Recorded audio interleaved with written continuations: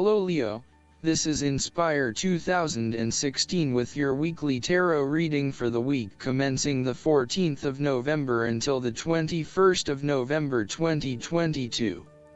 The first card for you is representing, how do you feel about yourself? Your card is the Two of Pentacles.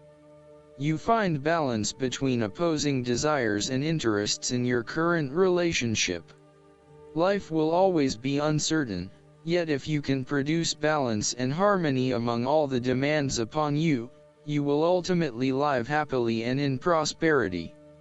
Thus, the Two of Pentacles serves as a reminder to remain alert, agile and patient as you attempt to juggle your family, your friends, work, finances, health, and new challenges.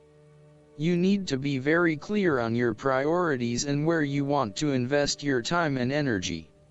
There is a tendency to be distracted by day-to-day affairs and general busyness, so prioritizing your activities and carefully managing your time is essential.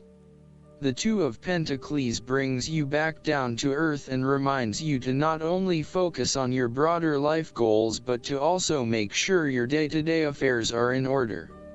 This is a card of good time management and financial management, ensuring that your bills are paid on time, that you keep a record of all your appointments and daily commitments, etc.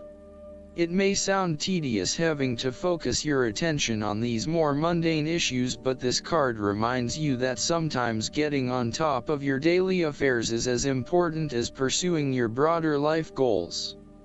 The second card for you is representing, what do you want most right now? Your card is the Four of Pentacles. What do you want most right now is a financial stability with solid investments. You are very conservative about money and are not inclined to gamble in financial matters. You are very protective of what you have accumulated over time, and slowly and steadily you increase your net worth through saving money and safe investments.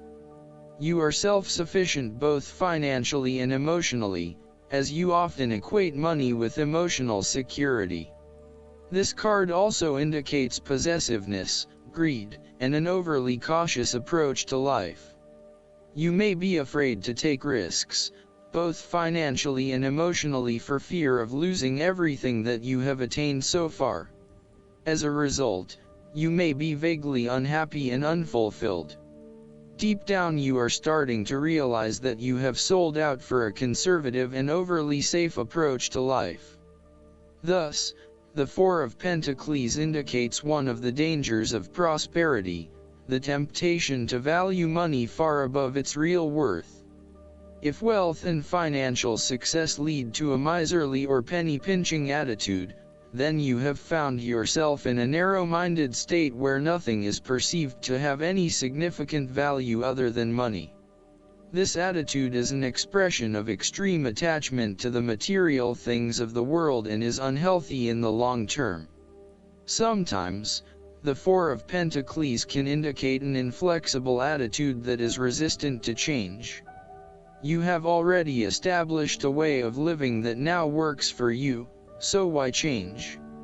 Change appears to be a threat to your certainty, safety, and security, and may place you at risk of losing all that is important to you. Any suggestion of doing things differently is therefore going to be met with resistance for fear of how it will impact your personal sense of security. Thus, you are more likely to favor tradition and tried and tested ways of doing things, rather than taking any risks at this point. The third card for you is representing your fears. Your card is the Three of Pentacles. You are afraid of a lack of teamwork, whereby people are acting in competition with each other and trying to appear the most knowledgeable. You may be trying to work collaboratively with others, but there is an increasing level of tension as each individual tries to exert power or control over the group, thus negatively impacting the harmony of the people involved. If you rely on the cooperation of others, Now may be a good time to break free of your current group or network and join forces with another group. The lack of harmony and teamwork is having a negative impact on your performance, and there may be a lack of a common goal. It may be best to just move on at this stage. The Three of Pentacles signifies that you are seeking more respect in the workplace. You have had to be polite and listen to the opinions and feedback of your superiors, but now you seem to be growing restless with always taking the advice, rather than giving it. You want to work in an environment where you have the chance to voice your own opinion and be heard, where you are seen as the expert or the leader. You may also be seeking new colleagues who bring with them new knowledge, so as to create a more synergistic team environment.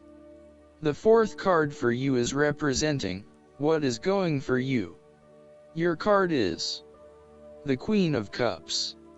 You are focusing on the emotional well-being of others rather than relying on rational or logical explanation. You are here to support and to teach others, by drawing upon your own intuition and sense of common emotional connectedness. Learn how those in need cope with life's challenges and share your knowledge. Hug someone you care about.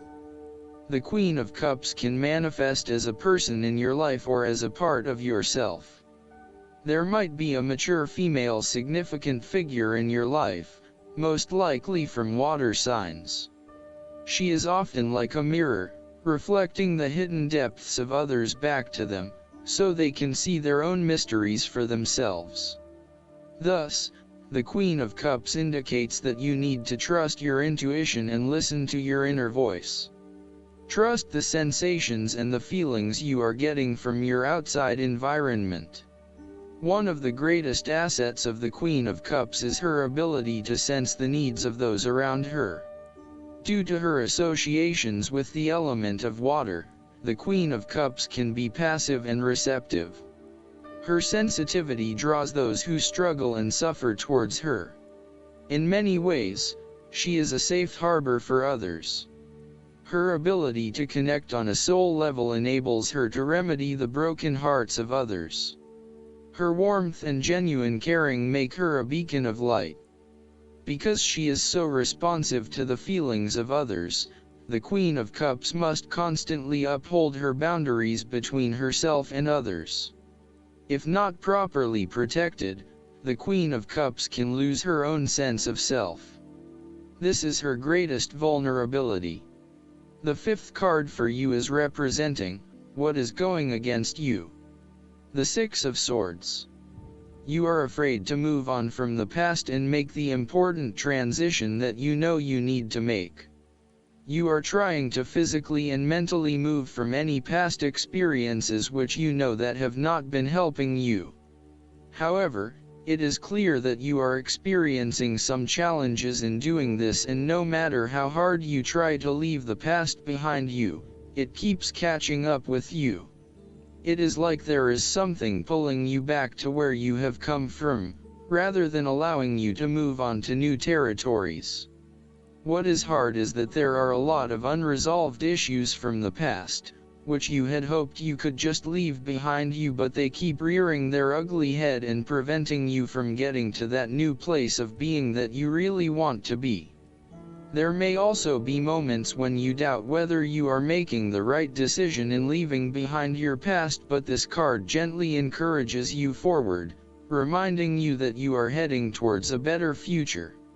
Overall, you are also resisting this necessary transition.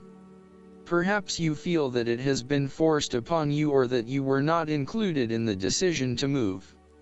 For example, your partner may be required to relocate for work and you must go along with him/her. What is important is that you look at the benefits of the transition rather than focusing on the drawbacks, so that even if this transition is out of your control, you can at least look forward to something and get some sort of personal value out of it. In terms of your personal relationship, you have not moved on from a past relationship and are carrying a lot of baggage with you.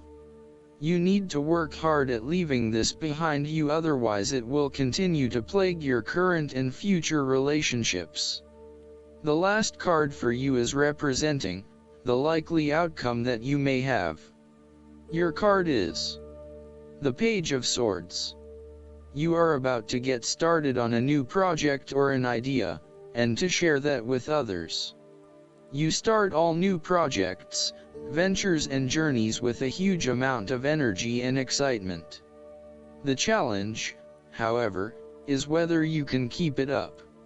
As with all pages, the beginning always looks promising, but something else is needed in order to maintain the pace.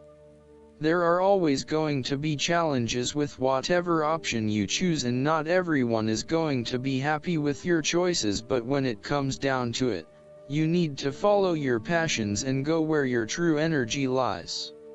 This page encourages you to move forward and to get the wheels in motion, despite any challenges or setbacks that may potentially stand in the way.